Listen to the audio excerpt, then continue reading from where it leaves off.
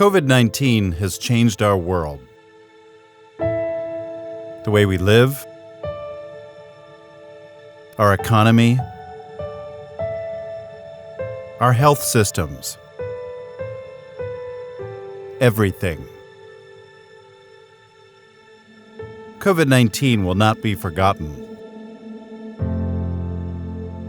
To make sure that we never go through this again, we need to understand why it happened.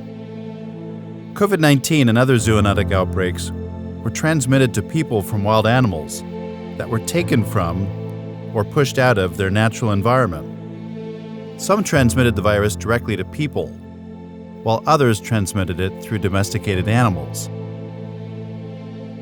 And this is not the first time. SIV jumped from a primate to a human and became HIV. SARS jumped from a civet being sold on a menu.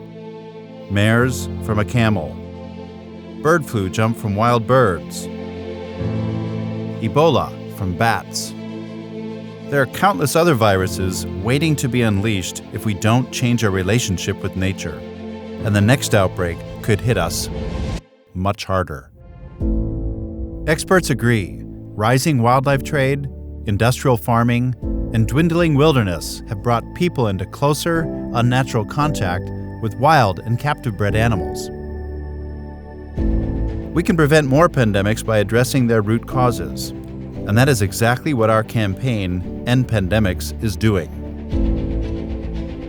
EndPandemics has grown into a global campaign with over 70 organizations from every corner of the world. We are actively implementing a 4-part plan.